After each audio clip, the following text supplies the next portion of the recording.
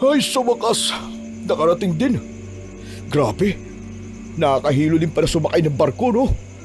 Ay, ang tagal. Inabot din yata tayo ng halos 15 oras sa biyahe, ah. Kasalanan mo yan kung bakit tayo tumagal sa biyahe. Kung pumayag ka sana na mag-eroplano tayo, di kanina pa sana tayo nakarating ng San Marcelino. Pambihira ka naman kasi. Dami mong arte. Hindi na ba siya nag-iinarte ako? Wala eh. Takot talaga ako sa heights eh. Di mo talaga ako makapasakay ng eroplano, Chong. Baka mamatay ako dun, ano? Tsaka, chill naman sumakay sa barko, ah. Ang ganda nga ng view eh. Maganda ang vibes, di ba? Mas chill kung sumakay tayo ng eroplano kasi makakapagpahinga kagad tayo at makakahiga kasi maaga tayong makakarating, hindi tulad nito. Layo-layo. Ay nako, kung alam ko lang na ayaw mo sumakay sa eroplano eh. Di na sana kita sinama eh. Pabihira ka. Buti na lang advance tayo ng konti at nagpunta tayo kagad dito. Kundi di ko maaabutan ng birthday ng lolo ko. Huwag ka na nga magalit. Takot talaga ako sa matataas eh. Ano magagawa ko? Ay nako, bahala ka. Basta pagbalik natin, sasakay na talaga ako ng eroplano. Kung ayaw mo, bahala ka sa buhay mo. Iiwan kita rito o kaya naman sumakay ka ng barko mag-isa mo. Grabe ka naman. Parang hindi kita best friend, ah. Ang brutal, ah. Hoy, seryoso ako, Waldo. Iiwan talaga kita, baka akala mo. Huwag naman, walang ganunan. Mag best friend pa naman tayo eh. Mamamatay talaga ako sa eroplano kung ipipilit mo yun, promise. Tumahimik ka dyan. Halika na, sumakay na tayo ng tricycle. At nang makasakay na tayo ng bus. Hindi na siya sumagot. Bagkos ay sumunod na siya sa akin sa pagbaba ko ng barko. Pumara ako ng tricycle para magpahatid kami sa terminal ng bus. Walang tigil sa panunuyo sa akin si Waldo habang nakasakay kami sa tricycle. Stress na stress siya kakaisip tungkol sa eroplano. Kaya naman natawa na lang ako. Ilang minuto pa ay nakarating na kami sa terminal. Bumaba kami pagkatapos kong magbayad sa driver at bumili muna ako ng cake bago nagtungo sa paradahan ng bus. Saktong-sakto dahil paalis na ang Ceres bus. Nakasakay kaming dalawa ni Waldo at habang bumabiyahe, nakaramdam ako ng antok. Hindi kasi ako nakatulog ng maayos sa barko dahil sobrang ingay at hindi din ako komportable. Pero hindi pa man ako nakakatulog ay may naamoy akong mabaho. Napatakip ako ng ilong, sabay tingin kay Waldo. Tol, May naamoy ka ba? naaamoy? Wala naman ah. Bakit? Ano ba naaamoy mo? Mabaho, tol. Saka malansa. Parang may nagdala ata ng bulok na isda. Grabe, baho. Wala naman ah. Amoy pawis meron. Pero yung sinasabi mo na malansa, wala naman ako naaamoy. Meron, tol. Ano ka ba? Wala nga eh. Siguro nananaginip ka. Nakatulog ka kasi. Anong panaginip? Ano yun? Dala-dala ko hanggang sa paggising ko? Pambihira ka, oo. Kung hindi ka nananaginip, baka galing yan sa hininga mo, tol. O kaya sa kilikili mo. Sira ulo. Wala akong putok, no? Malansa nga, di ba? Malansa. Kung malansa, baka yung paa mo. Amoy patay na daga. Waldo, seryoso ko. Kulit naman ito eh. Ang tindi talaga ng amoy, oh. Nasusuka na tuloy ako eh. Baho. Hala, baka naman multo yan. Yung multo na hindi naligo bago namatay. Nakuha mo pa talaga magbiro, no? Baho. Talaga nandito yung amoy eh. Wala nga kasi. Tignan mo oh, sisigot ako. Wala naman ako naaamoy ah. Inirapan ko na lang ang gunggong. Wala talaga akong mapapala sa kanya. Pinili ko na lang na manahimik habang nakatakip pa rin ako ng ilong. Pero dahil doon, ay hindi na talaga ako dinalaw ng antok. Maya-maya, pagkalipas ng kalahating oras, may pumara na pasahero sa likuran namin. Isang babae na may edad, ang dahan-dahang bumaba. Ang weird lang kasi, hindi pa man ganong katanda ang mukha niya Pero purong puti na ang buhok niya at kulubot na din ang kanyang mga balat sa kamay. Bago siya tuluyang bumaba ng bus, nakapagtatakang sumulyap siya sa akin at biglang ngumisi. At pagbaba niya ng bus, sa akin siya nakatingin at hindi siya lumubay hanggang sa tuluyan ng makalayo ang bus. Hindi naging maganda ang kutob ko sa babaeng yon, Sir Blair. Lalo pa nang bigla na lang ding naglaho ang masangsang na amoy. Sigurado kong may kinalaman ang babae na yon sa kakaibang nangyari. O tol, ayos ka lang ba? Kanina ka pa kamot ng batok mo ah. Saka yung binti mo hindi mapakali. Ano ba nangyayari sa'yo? Ayos lang ako. We, parang hindi naman. Kanina pa kaya ako nagtatanong sa'yo pero hindi mo naman ako sinasagot. Parang wala ka naririnig eh.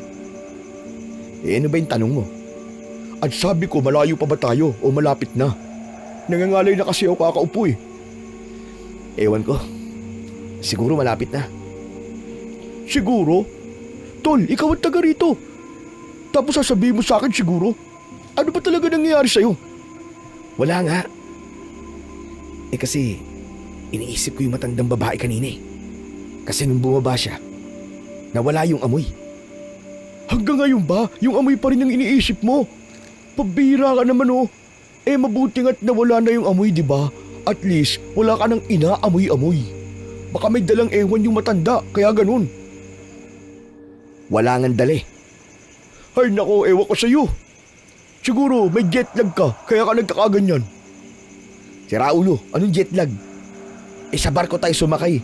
Di naman tayo sumakay ng eroplano. Jet lag. Ewan ko sa'yo. Ay, oo nga pala. Sorry naman. Di, ship lag o kaya sisik na nauwi sa mental sick. Kaya kung ano-ano na yung tumatakbo sa utak mo. Gunggong. Saan mo naman napulot yung ship lag na yan? Seryoso ko, tol. Pambihira ka, oo. Alam ko naman na seryoso ka eh. Kaya nga pinapatawa kita dyan eh. Masyado ka na kasing napapraning, tol. O yan o. Tumingin ka sa labas. Pamilyar na ba tong mga puno na to?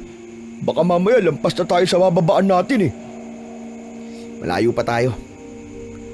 Nagpatuloy sa pangungulit sa akin si Waldo.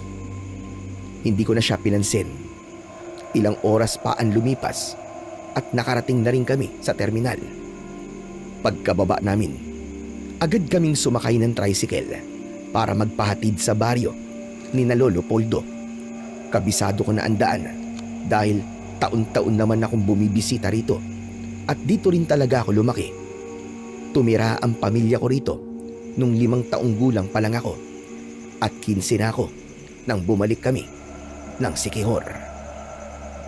Taon-taon akong umuuwi dito sa tuwing birthday ni Lolo Poldo.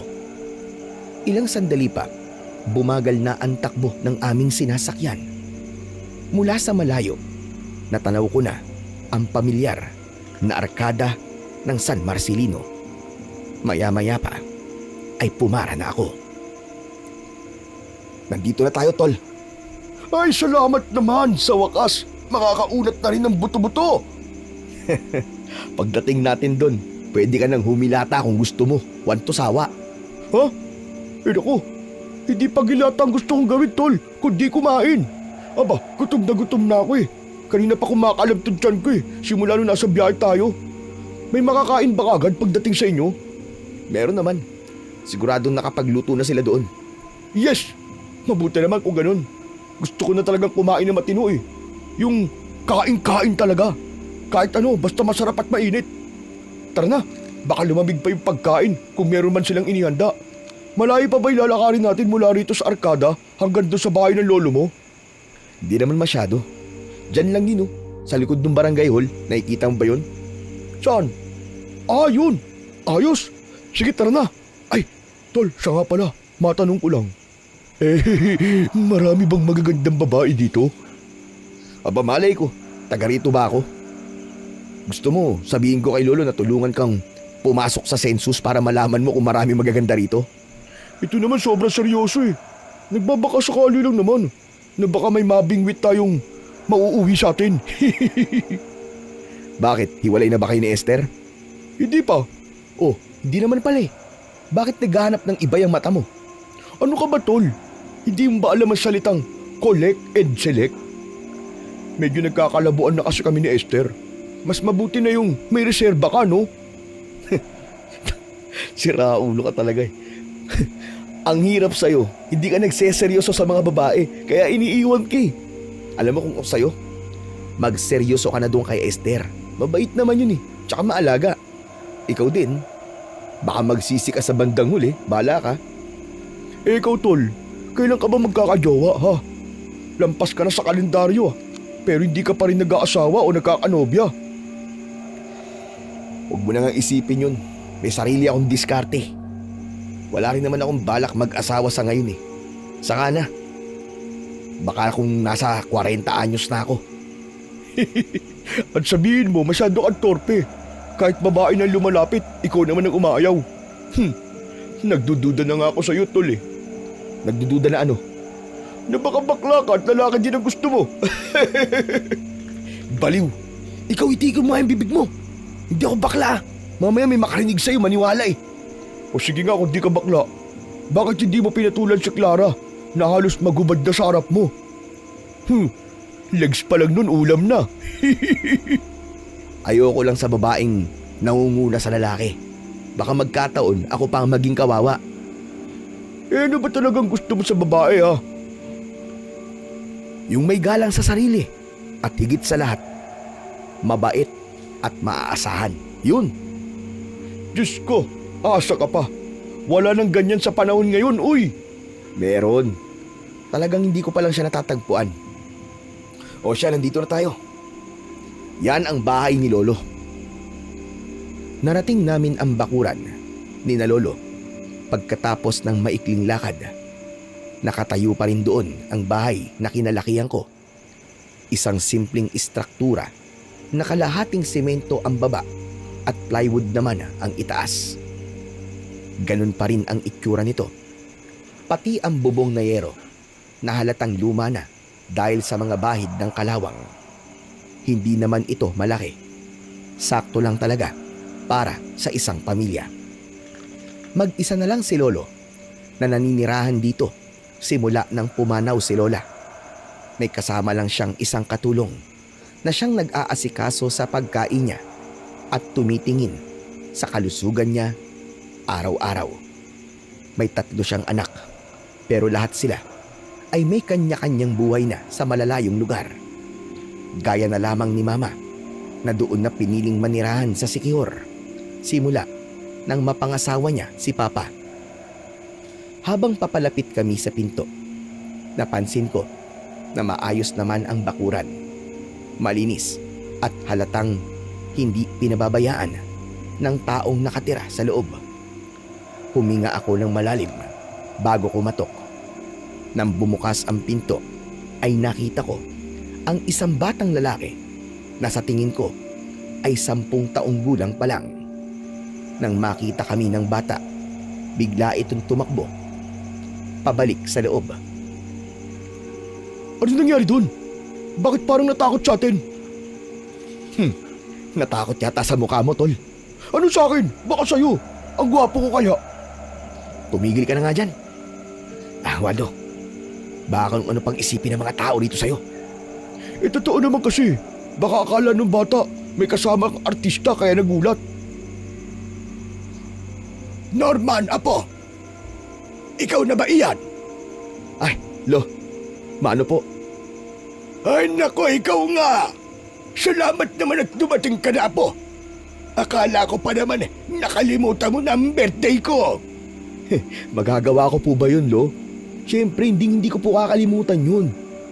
Pasensya na po kayo at medyo po na-late kami. Ayos lang, ayos lang. Ang mahalaga nandito na kayo. Teka, sino ba itong kasama mo? Magandang araw po, Lolo. Ako po si Waldo.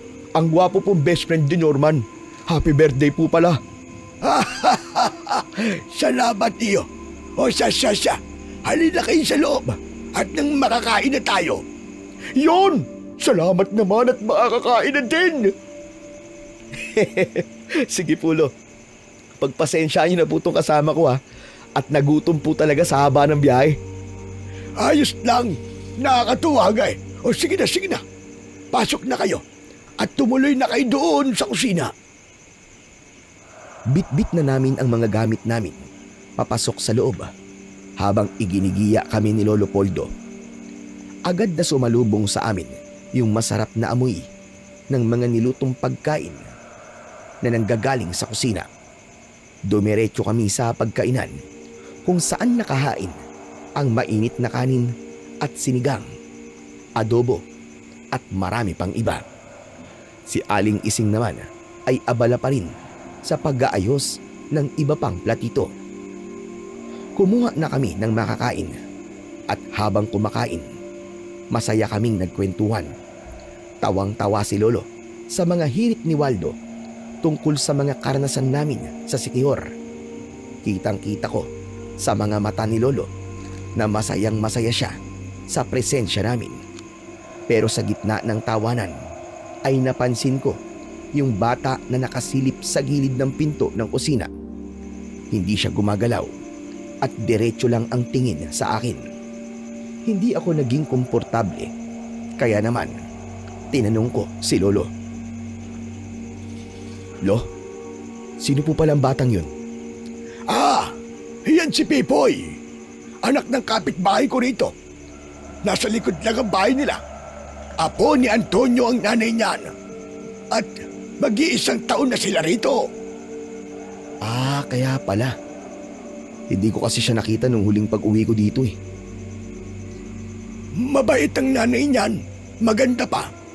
Katunayan, siya ang nagluto nitong lahat ng kinakain nyo ngayon. Talaga po, Lo? Maganda? Sexy ba? Nasaan po siya ngayon? Wala naman akong makitang maganda ngayon dito eh. Uy, Waldo, umayos ka nga.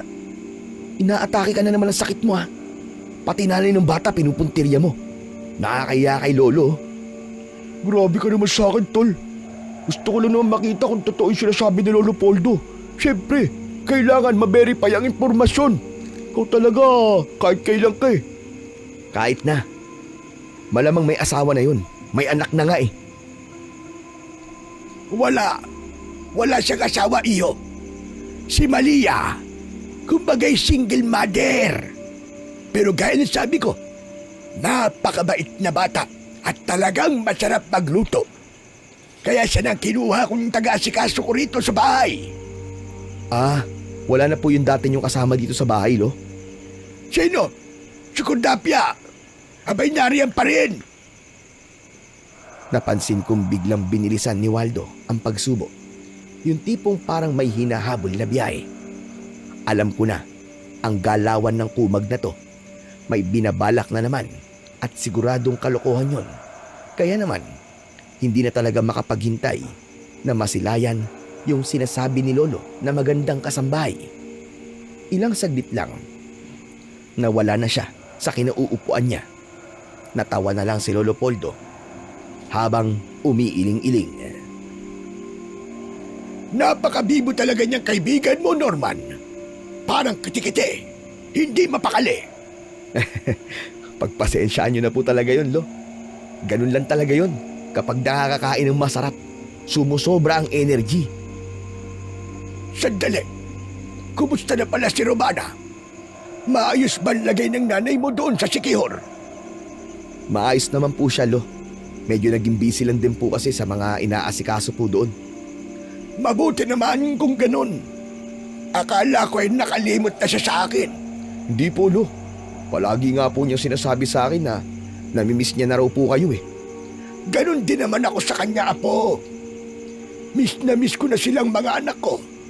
Ay siya nga pala, may ibibigay ako sa kanya. Huwag mong kalimutang dalhin pag uwi mo. Oo, Lo. Saka, ano ho yun? Kasi medyo matagal-tagal din po ang bakasyon namin dito eh. 1 buwan po, Lo. Ano ka mo? 1 buwan? Talaga ba? Opo, Lo. Marami pa po kasi akong gustong ipaturo sa inyo eh. Alam mo na, Lo, kung ano yun. Oo, iyo. Alam ko na yon. Hayaan mo. At lahat ng gusto mong malaman, ibibigay at ituturo ko sa iyo. Mahaba ng 1 buwan para sa pagtuturo. Basta, akong bahala sa'yo. Ay, siya nga po pala. Kung sakali po na umuwi kami ni Waldo, baka gusto niyo po na sumama sa amin sa Siquijor. Doon na lang po kayo tumira kasama po namin ni Mama. Nako, hindi pwede yun. Ayokong umalis dito sa baryo. Dito kasi ako isinilang. Kaya gusto ko ay dito na rin ako mamamatay. Yun nga po, Lo. Matanda ka na eh. 60 ka na po. Kailangan niyo po na mag-aalaga sa inyo eh. Paano po kung magkasakit ka dito, Lo? Nag-aalala lang naman po kami ni Mama para po sa inyo. Nako, sabihin mo sa kanya, huwag siyang mag-alala at ayos lang ako. Hindi pa naman ako alagain. Sa kami nag-aalaga at nag-aasikaso naman sa akin dito. Yun nga ang sinabi ko sa iyo, si Malia. Saka hindi pa ako matanda. Kalabaw lang at tumatanda. Pero ako, malakas pa. Sigurado po kayo dyan, Lo, ha? Abay, oo naman. Kaya hayaan nyo na ako dito. Okay lang ako dito. Sa gitna ng pag-uusap namin ni Lolo, ay biglang may sumulpot sa likuran namin ni Waldo. Hindi maipinta ang mukha niya na para bang dismayado siya. Napailing akong natawa sa itsura niya. Oh, Waldo, saan ka ba galing? Bakit ganyan ang itsura mo?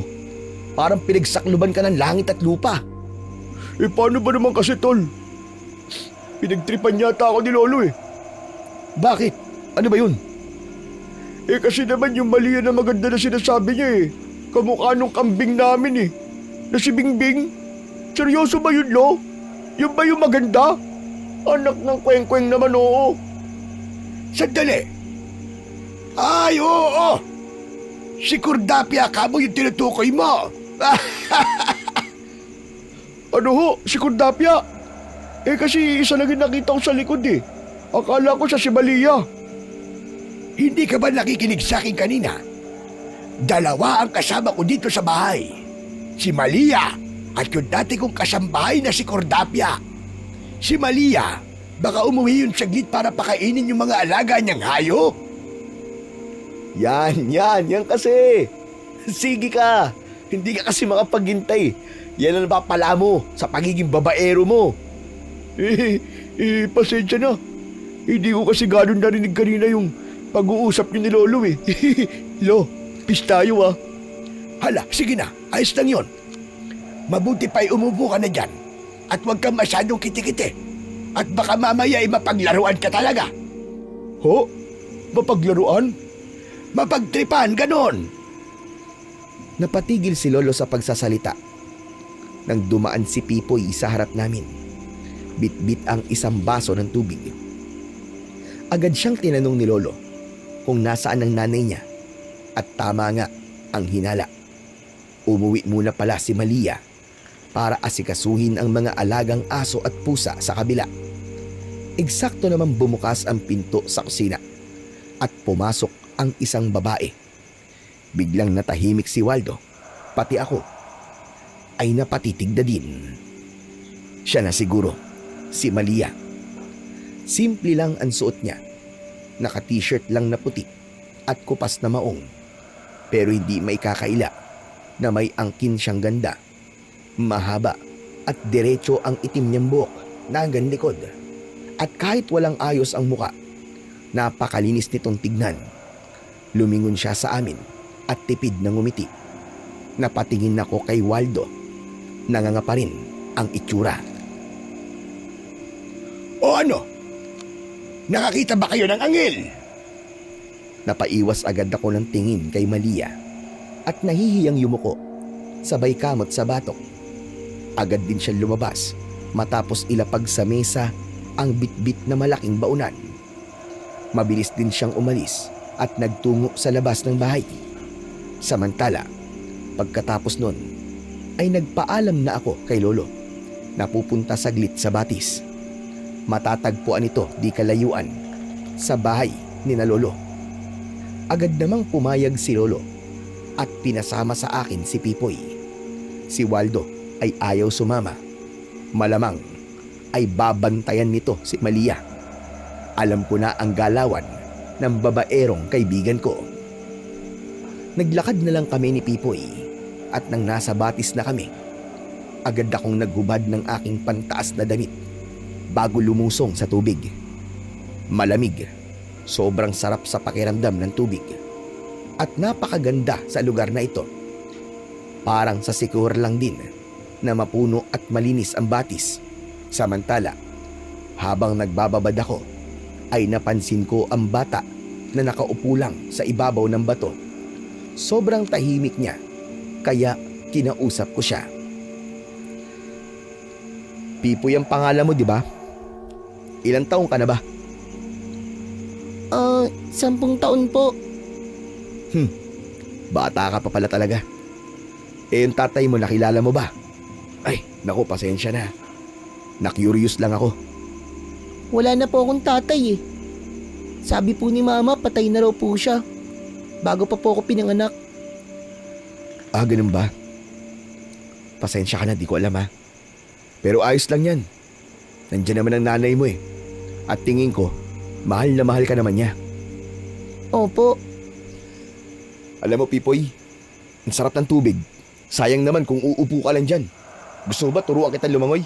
Sige na, huwag ka maya. Halika dito. Dahan-dahan niyang iniabot sa akin ang mga kamay niya. Natuwa naman ako dahil marunong naman pala siyang lumangoy. Sadyang mahiyain lang talaga ang bata. Nagpatuloy kami sa paglangoy hanggang sa medyo napalayo na kami sa pampang. Masaya kaming nagtatampisaw at hindi na namin namalayan ng oras. Pero sa gitna ng katuwaan, biglang kumunot ang noo ko.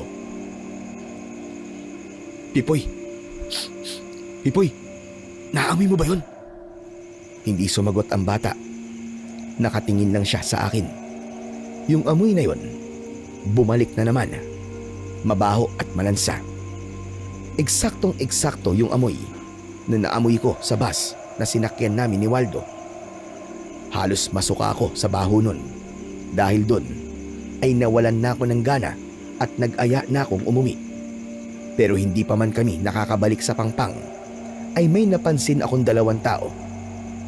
Isang babae at isang lalaki. May mga pasan silang sanga sa kanilang mga ulo. Tahimik lang silang naglalakad ni hindi kami nilingon.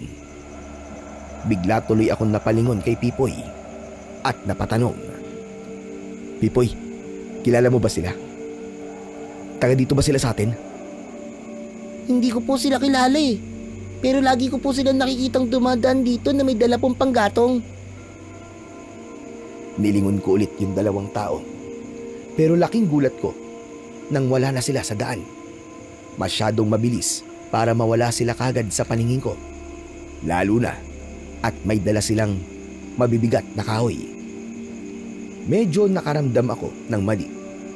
Pero hindi ko lang masabi kung ano yon.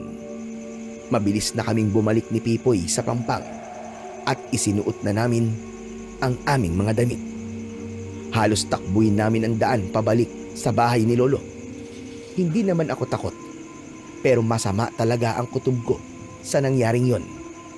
Ang amoy na yon, walang pinagkaiba sa amoy ng mga nilalang na mahilig mangaso sa gabi. Mga nilalang na madalas kong patayin bago pa makapaminsala sa baryo namin doon sa Siquijor. Nag-alangan ako ng mga oras na yon, lalo na at wala akong dalang anumang sandata o anting-anting sa katawan dahil hindi pa yon ipinagkaloob sa akin ng aking lolo. Pagdating namin sa bahay, nagpaalam sa akin ang bata na uuwi na muna siya sa bahay nila. Kaya naman, tumuloy na ako sa likod ng bahay at nanghingi ng bihisan kay Waldo. Nang makapagbihis, ay pumasok na ako sa loob. Nakita kong nagsisidatingan na ang mga bisita ni Lolo Poldo. Si Malia naman ay abala sa pagsasandok ng mga handa. Tumigil siya nang nakita ko. Sir Norman, nasan po si Pipoy? Bakit hindi niyo po kasama? Umuwi saglit sa bahay niyo, magbibihis lang daw. Naligo din kasi siya eh. Ganun po ba? Sige po. Grabe Malia, sobra ka naman formal sa akin. Normal na lang. Sorry. Grabe Malia, sobra ka naman formal sa akin. Normal na lang. Huwag mo na akong pinupo at siniser kasi halos magkaedad lang naman tayo eh. Saka hindi mo naman ako amo. Sige, Norman. Halatang nahihiya siya at hindi mapakali habang nandoon ako. Kaya hinayaan ko na lang muna. Baka hindi siya makatutok sa ginagawa niya dahil sa akin. Ilang sandali pa ay dumagsa na nga ang mga bisita. Tumulong na din akong mag-asikaso sa mga bisita. Pero may napansin ako. Habang umiikot-ikot sa loob ng bahay at sa bakuran ni Lolo, naroon ulit yung mabahong amoy. Sinubukan kong hulaan kung saan nanggagaling yon. Isa-isa kong tinitignan ang bawat bisita. Pero habang tumatakbo ang oras, mas tumitindi at naging matapang ang amoy na yon. Napatakip na ako ng ilong dahil sa tindi ng baho. Halos maduwal na ako sa sobrang lansa. Pero ang nakapagtataka, parang ako lang ang nakakaamoy nito. Ang mga bisita, tuloy lang sa tawanan at kainan na parang wala lang. Sakto namang lumapit sa akin si Lolo Poldo. Norman Apo, abay bakit ganyan ang itsura mo? Masama bang pakiramdam mo? Lo, ang baho eh. Hindi niyo po ba naaamoy? Naaamoy mo din sila. Teka lang Apo, huwag ka magsasalita para hindi sila makahalata sa'yo. Halika, punta muna tayo sa kwarto at doon tayo mag-usap. Sumunod ako kay Lolo. Pagpasok namin, agad niyang isinarado ang pinto at lumingon sa akin ng seryoso. Lo, ano po ba talaga nangyayari? Bakit ang baho po sa labas? Yun ang amoy ng mga aswang na manaklob. Nandito ang ilan sa kanila. Aswang na manaklob? Seryoso po ba kayo, Lo?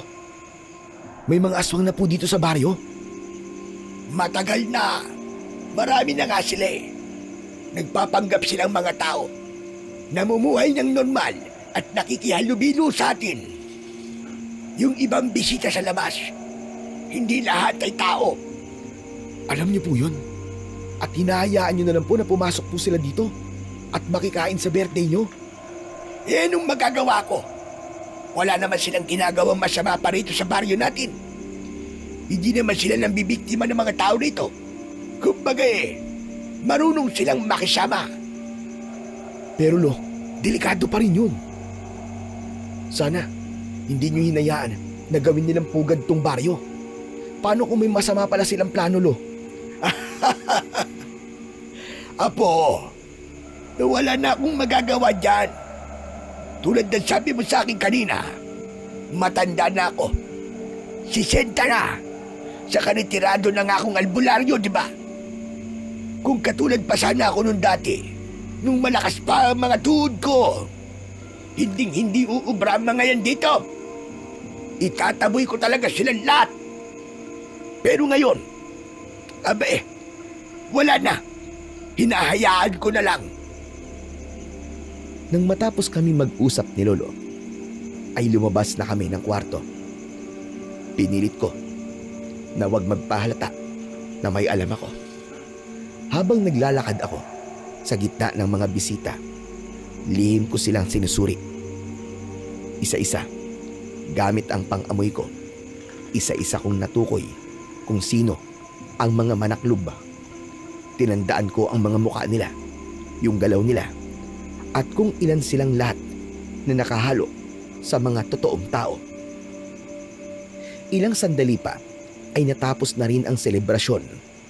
Unti-unti nang nagpaalam ang mga bisita dahil gabi na rin. Sinamahan namin ang iba sa kanila hanggang sa madilim na kalsada malapit sa poste na may ilaw papunta sa barangay hall para masigurong ligtas ang ilan sa kanila na makauwi. Pagbalik namin sa loob ng bahay, hinanap ko si Waldo pero hindi ko siya nakita sa loob ng bahay at maging sa bakuran. Lo, nasa si Waldo. Kanina ko pa hindi nakikita yun ah. Aba, oo nga no. Hindi ko rin siya napansin kanina. Nagmamadali akong umakyat sa kwarto namin para tignan kung nandun siya. Pero walang tao. Ang gamit niya nandun naman. Sinilip ko rin ang banyo, yung kusina, at maging sa bakuran. Pero wala ni anino niya. Lo, wala po talaga siya eh. Halos nalibot ko na po ang buong bahay. Nako, saan kaya nagpunta ang damuho na yon? Sino pong hinahanap nyo? Si Kuya Waldo po ba? Oo siya nga. Nakita mo ba? Opo, kanina po nasa likod po sila ng bahay. May kasama po siyang babae. Anak ng teteng. Kahit kailan talaga hindi mapigilan ang pagiging babaero ng taong yun eh. Ay nako, ewan ko ba. Nako, mabuti pa'y hanapin na natin kaagad. Hindi niya kabisado ang lugar natin. Baka mamaya may masama pang mangyari sa kanya. Sige nga po, Lo. Hahanapin ko po siya. Teka lang! Magdala ka ng sandata mo para kung sakaling may gulo ay may gagamitin kang pandepensa. Sige po, Lo. Salamat po. Napabuntong hininga ako. Bago ako pumasok sa kwarto para kunin ang aking latigo. Pagkatapos ay nagmamadali akong lumabas. Nakita ko si Lolo, si Malia, Aling Cordapia at si Pipoy na nag-aabang sa akin sa sala. Agad akong kinausap ni Lolo nang makalapit ako. Isama mo itong si Malia para may kasama kang maganap. Lo, seryoso po kayo? Isasama ko po si Malia? Lo, delikado po, di ba? Wag na lang po, ako na lang pong bahalang maganap sa kaibigan ko. Kaya ko naman po mag-isa eh. Kabisado ni Malia ang lahat ng pasikot-sikot dito. Marami nang nagbago sa lugar natin sa loob ng 1 taon. Kaya naman, hayaan mo na siyang sumama. Saka huwag ka mag-alala. Hindi mo siya magiging pasanin kung sakali. Marunong siya kung paano protektahan ang sarili niya. Totoong sinabi ng lolo mo, Norman. Kaya kong protektahan ang sarili ko. Mas mabuti ng dalawa tayo para mas masuyod natin ang mas mabilis ang buong baryo. Baka kung saan na napadpad ang kaibigan mo eh. Sige na nga, tara na. Lumabas kami ng bahay ni Malia. Tig-isa kami ng flashlight na dala. Paglampas namin sa barangay hall at nasa kalsada na kami, agad ko siyang tinanong. Malia, saan tayo magsisimula? May hinala ka ba kung saan pwedeng pumunta ang lokong yun? Wala eh.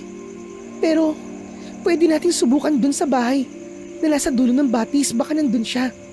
Bilisan natin. Kailangan nating mahanap ang kaibigan mo. Kung hindi, ay delikado siya. Anong ibig mo sabihin? Bakit siya magiging delikado? Hindi ako sinagot ni Malia. Bagkus ay mas binilisan niya ang paglalakad. Napansin kong sobrang seryoso ng mukha niya. Naisip ko tuloy na baka alam niya ang tungkol sa mga aswang sa baryo. At hindi na ako magtataka doon dahil tulad ni Cordapia ay tinuruan ito ni Lolo noon kung paano manggamot at manghilot.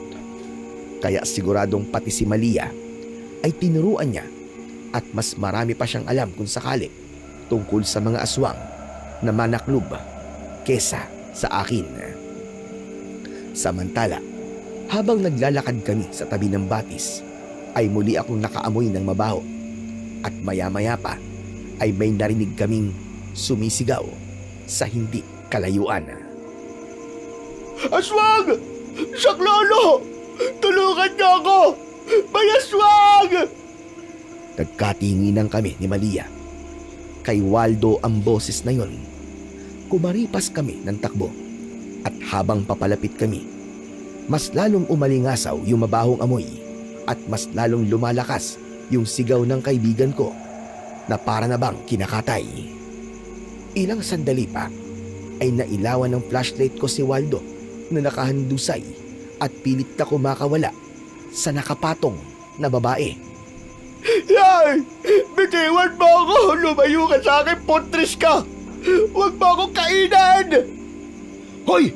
Bitiwan mo ang kaibigan ko! Nang sandaling isigaw ko yon, biglang huminto ang babae at dahan-dahang lumingon sa akin. Doon literal na naramdaman ko ang pagtayo ng lahat ng balahibo sa katawan ko. Hindi nga tao ang nasa harapan namin, kundi isang aswang. Isang nilalang na may kasumpa-sumpang anyo. Kulay abo ang kanyang balat. Ang mga mata niya ay walang itim, purong puti na lang, habang ang bibig niya ay punong-puno ng matutulis na pangil. Mahaba din ang kanyang mga kuko. Ito na siguro ang aswang na manaklob. Ang mahaba niyang buhok ay para bang may sariling buhay na gumagalaw-galaw pa na parang mga ahas habang unti-unting lumalaki ang kanyang anyo. Hindi ko na hinintay na makasakit pa ang aswang. Buong lakas kong iwinasiwas sa kanya ang latigo at humagupit yun ng direkta sa balat niya. Tumama ito sa kanyang balikat. Nabitiwan niya ang kaibigan kong si Waldo at nagpagulong-gulong siya sa lupa habang sumisigaw sa labis na sakit. Nang makabawi ay sumingasing siya na para bang galit na aso. Nagngangalit ang mga ngipin niya. Pero hindi ko siya binigyan ng pagkakataon. Inulit ko ang paghataw sa kanya. Sa bawat hagupit ng latigo, napapasigaw siya sa tindi ng hapdi. At sa huling hataw ko na tumama mismo sa kanyang likuran, bumuka ang makapal niyang balat at doon bumulwak ang napakaitim at malansa niyang dugo. Napasigaw siya ng pagkalakas-lakas. Doon ko napansin yung kaninang tapang at bagsik sa mukha niya ay biglang napalitan ng takot habang nakalupasay sa lupa. Nanginginig siyang tumingin sa akin bago mabilis na bumangon at kumaripas ng takbo papasok sa madilim na bahagi ng kakahuyan. Hoy! Bumalik ka rito! Halimaw ka! Huwag kang duwag! Norman, huwag mo siyang hahayaang makatakas. Hulihin mo siya ng buhay. Kailangan natin ang dugo niya. Bilisan mo! Tumakbo ako at sinundan ang halimaw, pero mabilis itong nawala sa kakahuyan at hindi ko na naabutan. Kaya bumalik ako sa kinaroroonan ng dalawa. Nawala na din yung amoy, kaya naman alam kong nakalayo na siya talaga. Di ko na siya naabutan eh. Masyado siya mabilis. Hayaan mo na yon. Mabuti pa'y tulungan mo ako rito kay Waldo. Hinimatay na ang kaibigan mo. Ano? Hinimatay? Bakit naman? Nasugatan siya ng aswang. Malalim ang pagkakabao ng kuko sa balikat at braso niya. Nilapitan ko sila at itinapat ang flashlight sa braso ni Waldo. Doon ko nakita ang 4 na mahahabang kalos na nangingitim na ang paligid. Hindi normal ang sugat na yon. Parang may kumakalat na lason sa balat niya at amoy nabubulok na kagad kahit bago pa lang. Putres din oh. Kailangan natin madala kagad kay Lolo Poldo to. Baka kung ano mangyari sa kanya. Kailangan natin magbadali. Yung dugo ng manakob na nasa kuko niya, mabilis kumalat yun sa katawan ng tao. Kapag hindi naagapan bago sumikat ang araw, baka hindi na magising ang kaibigan mo. Sige, tara na. Tulungan mo na lang akong maipwesto siya sa likuran ko. Sige, dahan-dahan lang. Mabigat tong kaibigan mo eh. Putres, oo nga, mabigat. Ang payat-payat. Tignan mo, ang bigat pala. Waldo, gumising ka nga. Huwag mo nang gisingin. Ayan, iangat mo na. Hawakan ko mga binti niya para hindi dumulas. Ayos lang, Malia. Kaya ko siya. Basta't ilawan mo lang yung daan. Naglakad na kami pabalik sa bahay habang pasan-pasan ko si Waldo. May nararamdaman akong kakaibang init na nanggagaling sa sugat niya na tumatagos sa damit ko. Mukhang tama nga si Malia. Hindi lang basta kalmot ang nakuha ng lokong kaibigan ko. Totoong may lason o kamandag ito. Ilang sandali pa, nakarating na kami sa bahay. Gulat na gulat si Lolo Poldo. Lo, tulungan niyo po kaming gamutin si Waldo. Hindi siya pwedeng mamatay. Pagagalitan ako ng nanay niya. Hala, sige. Ipasok niyo agad siya sa loob. Norman, ilapag mo siya sa mahabang upuan sa sala. Malia, kuhanin mo ang palanggana ng maligamgam na tubig at yung langis ng tawa-tawa na nakatago sa ilalim ng altar. Sige, magmadali kayo. Opo, Lo. Lo, ang init po ng balat niya at tignan niyo po yung sugat, nangingitim na. Sabi ni Malia, baka raw may lason yung kuko ng aswang. Hindi lang basta laso dyan na po. Kamandag ng manaklob yan. Kapag umabot yan sa puso niya, baka sa kabaong nan tuloy niyan. Bakit ba kasi nagpagala-gala ang lokong ito? Lo, huwag muna tayo magsisiyan. Paano natin matatanggal ang lason? Gamitin mo yung latigo mo. Ipulupot mo sa paanan niya para hindi lumabas sa kaluluwa niya habang ginagamot ko. Malia, nasan ba yung pinapakuha ko sa'yo? Heto na po, Lolo Poldo. Maganda kayo. Masakit ito. Kahit himatayin yan, mararamdaman ng katawan niya ang hapdi ng gagawin ko, Norman. Hawakan mo balikat niya. Hawakan mo maigi. Huwag mong hahayaang magpumiglas. Sige po, Lo. Pero Lo, siguraduhin niyo po mabubuhay yan ha. Marami pa kaming pangarap niyan eh. Kahit gunggong yan, mahal ko yan, Lo. Oo, sige. Hala, magsimula na tayo. Gamit ang maligamgam na tubig, nilinisan ni Lolo Poldo ang mga sugat. Inalis ang mga natuyo na itim na dugo. Pagkatapos noon ay binuksan niya ang garapa ng langis at dahan-dahan itong ibinuhos sa sugat. Nakakapagtaka dahil bumubula ang langis sa ibabaw ng balat ni Waldo na para bang may nilalabanan kung anong dumi o kamandag, yung para bang sa agwa oksinada.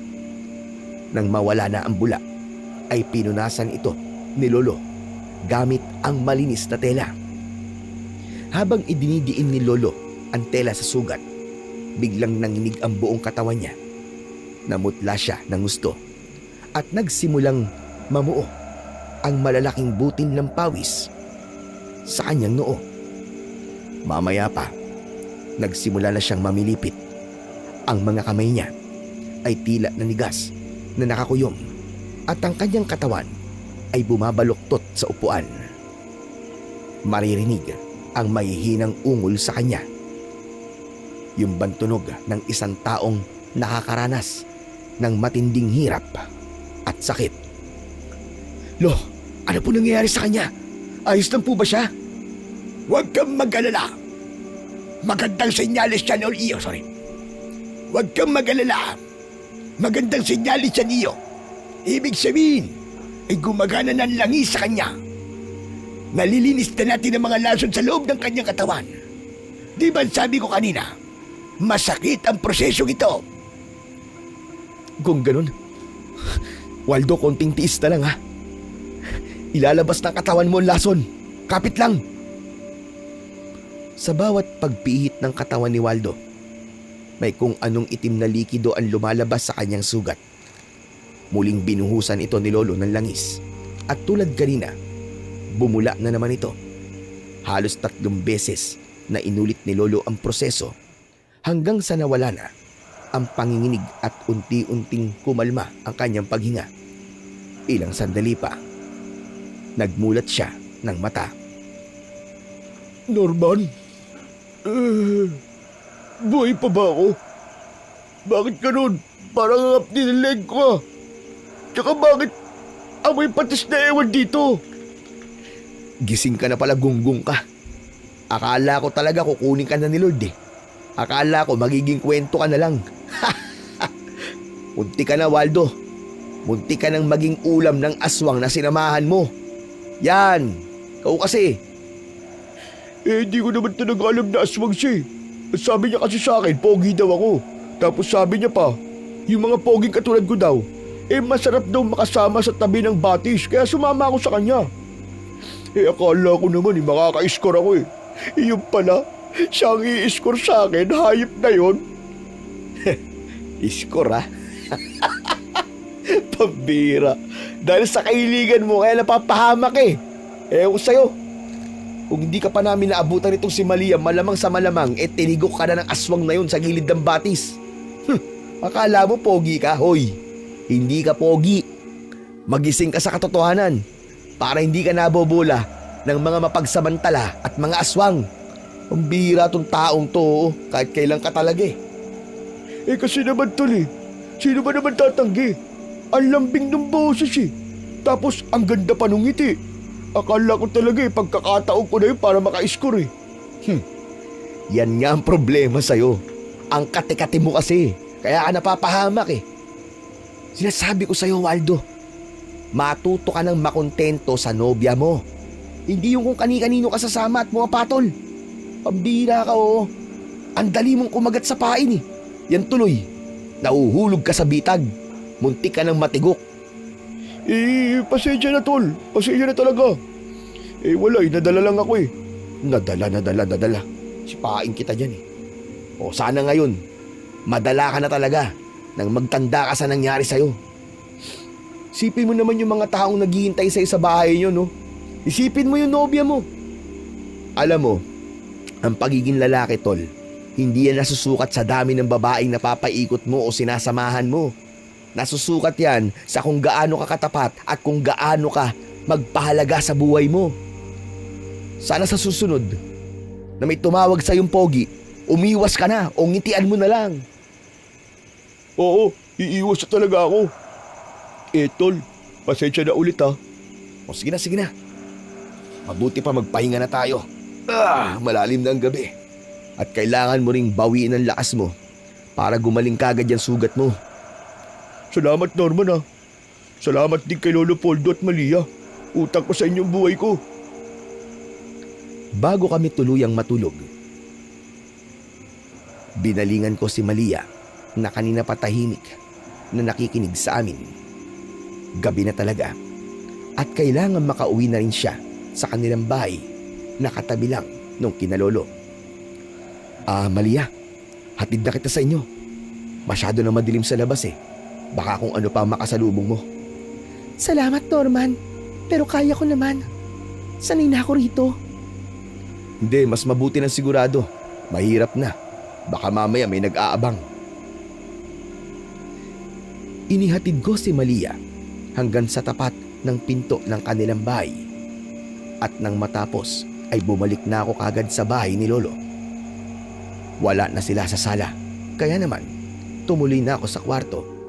Nakita ko si Waldo na nakahiga na sa kama at nakapikit. Halatang pagod na pagod siya. At hindi nagtagal, nakarinig din ako ng mahinang hilik mula sa kanya. Humiga na rin ako sa tabi niya, pero hindi agad ako makatulog. Nakatingin lang ako sa kisame habang hawak-hawak pa rin ang latigo sa tabi ko. Maya-maya lang ay naramdaman ko si Waldo.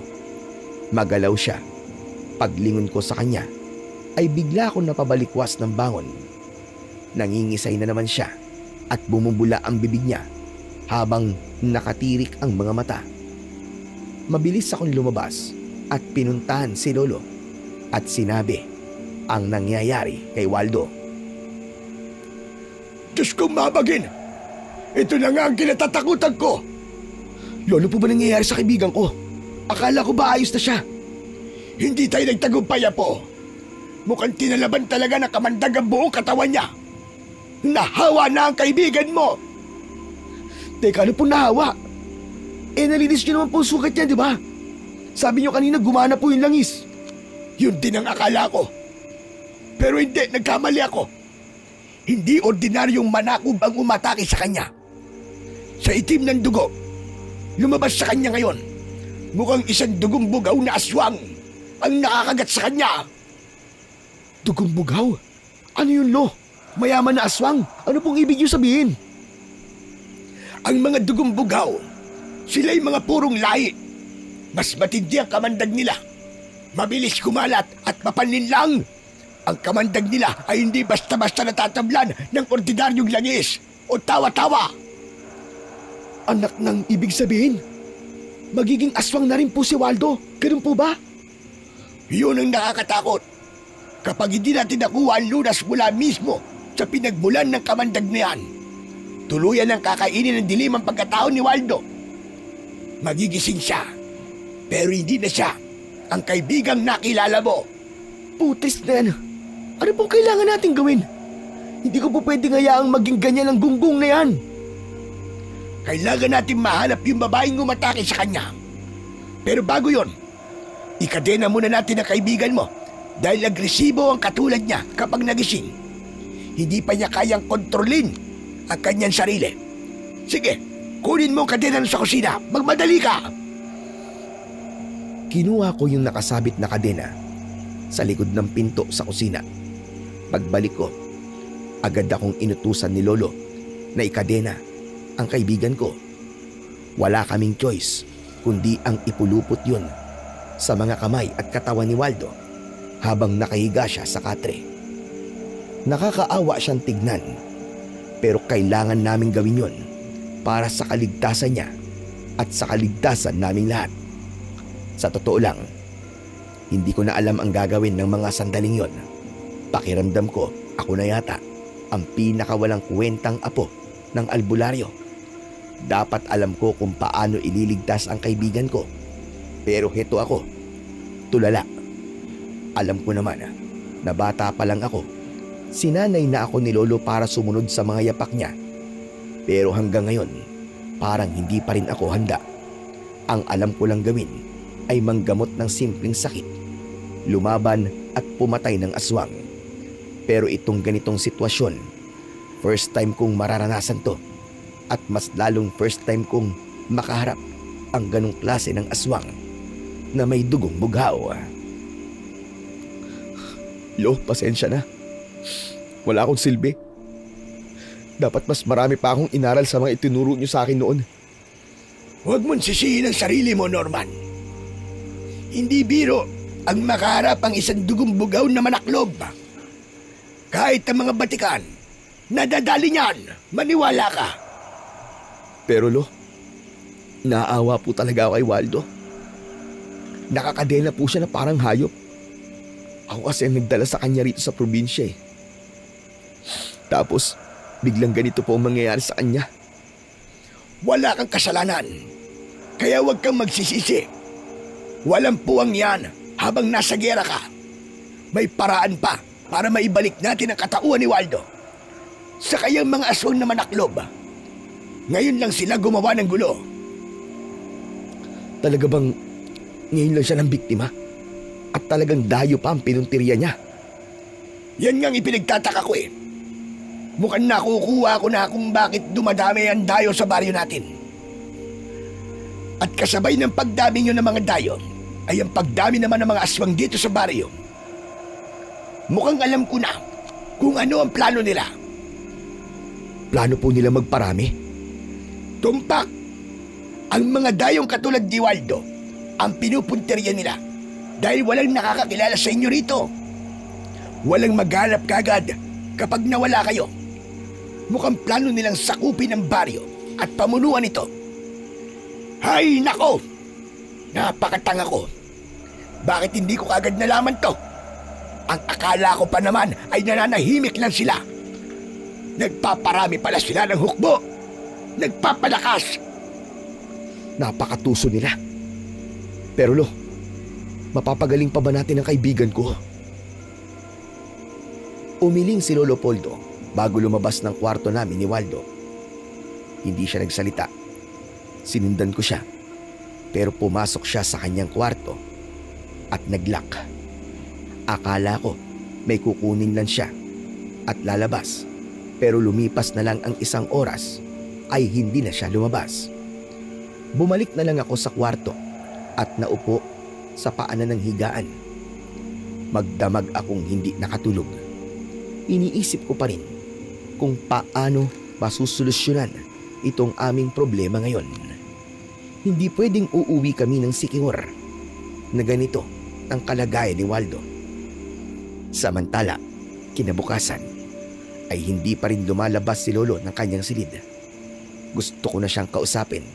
Kumatok ako. Pero nang dumating si Malia, ay nalaman mula sa akin ang nangyari. Pinigilan niya akong gumawa ng anumang klase ng ingay. Hayaan mo muna siya. Kapag nagkulong siya ng kwarto, hindi yan basta-basta lumalabas. Kahit ano pang tawag mo. Pero Malia, kailangan ko siyang makausap eh. Kailangan kong malaman kung ano ang dapat kong gawin para mailigtas ang kaibigan ko. Alam kong desperado ka na, Norman. Pero habaan mo lang ang pasensya mo. Lalabas din yan. Marahil ay may ginagawa siya sa loob. Kaya ayaw magpastorbo. O kaya ayaw niyang mapahamak ka. Kaya manahimik ka na lang muna sa ngayon. Anong ibig mo sabihin? Bakit ako mapapahamak? Wala. Nakagat ni Malia ang kanyang ibabang labi na para bang nagsisisi siya sa binitiwan niyang salita. Mukhang aksidente lang niyang nabigkas yon sa akin. Kaya nabigla siyang nagmadaling lumabas ng bahay. Siyempre, hindi ko siya tinantanan at sinundan ko siya. Malia! Sandali lang! Malia! Ano yung sinasabi mong mapapahamak ako? Ipaliwanag mo naman sa akin na maayos oh. Pasensya na. Nadulas lang ang dila ko. Hintayin mo na lang si Lolo Poldo magsabi sa'yo. Paano ko siya makakausap ayaw nga niya lumabas ng kwarto? Sige na, sabihin mo na sa akin please. Maawa ka naman oh. Kung alam mo kung paano to mareresolba, sabihin mo na ngayon sa akin. O sige. Sasabihin ko. Pero kulang ang impormasyon makukuha mo sa akin. Ayos lang. Basta sabihin mo sa akin. Sige. Kailangan mo mahanap ang purong aswang para mapagaling ang kaibigan mo. Dugo niyan tanging lunas para maibalik sa normal si Waldo. At ang dugo na yon dapat nang galing mismo sa pumatay o kumagat sa kanya. Teka, kaya ba sinabi mo sa akin kagabi na kailangan kong mahuli ng buhay yung aswang na yon? Ganun ba? Oo, Norman. Dahil kailangan nating makuha ang dugo niya habang tumitibok pa ang puso niya. Kapag pinatay mo siya kagad, mawawalan ng bisa ang lunas. Madaling pumatay ng aswang, pero ang manghuli, ibang usapan yun. Mahirap at delikado. Kung ganun, ay ayaw magpakita sa akin ni Lolo. Dahil ayaw niyang sagutin ang mga tanong ko. Dahil ayaw niyang mapahamak ako, tama ba? Tama ka, Norman. Malia, hindi pwedeng pabayaan kong kaibigan ko.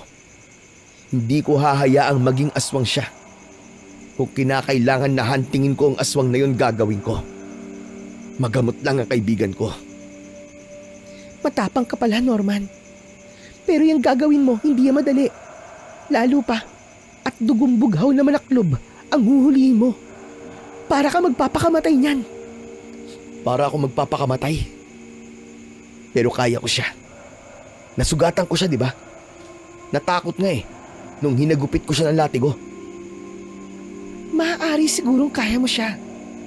Eh ang tanong, kaya mo ba? Pati yung mga kasama niya. Kaya mo ba nasagupain ang buong kawan nila? Hindi lang isang aswang ang nandito sa baryo. Marami sila, Norman. Marami. Wala akong pakialam. Kahit gaano pa sila karami. Nakahanda ko alang-alang kay Waldo. Sa tingin mo, alam mo ba kung saan ko hahanapin ang mga aswang na yon? Hindi ko alam, Norman. Nagsisinungaling ka, Malia. Hinuhuli lang kita, Malia. Tulad ka rin ni Lolo. Ayaw mo rin magsalita.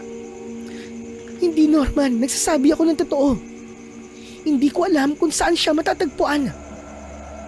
Ikaw ang nagturo sa akin kung saan posibleng makita yung aswang na yon. Sabi mo doon sa may dulo ng batis. Nakalimutan mo na ba kagad? Norman, huwag ka magpadalos-dalos. Kung gusto mong sumugod doon, kailangan na may plano ka bago ka sumuong sa matinding panganib. Plano? Meron na. Meron na, Maria. Pero kakailanganin kong tulong mo mamayang hapon. May kailangan tayong gawin. Ibinulong ko sa kanya ang detalye ng aking plano. Biglang nanlaki ang mga mata niya. Parang hindi siya makapaniwala na magkakaroon kagad ako ng ideya kung paano bibitagin ang aswang. Tinitigan niya ako. Seryoso ang kanyang muka. Inihanda ko ang sarili ko at alam kong hindi madali. yung hinihiling ko sa kanya. Dahil isa tong sugal. Kapag nagkamali kami, posibleng hindi na kami makauwi ng buhay. Maya-maya pa ay dahan-dahan siyang tumango. Sige Norman, tutulungan kita. Pero siguraduhin mong gagana yan ha. Napangiti ako ng bahagya kahit papano. Nabawasan ang bigat ng nararamdaman ko.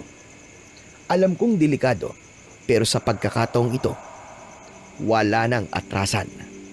Handa na akong harapin ang kahit na anong panganib.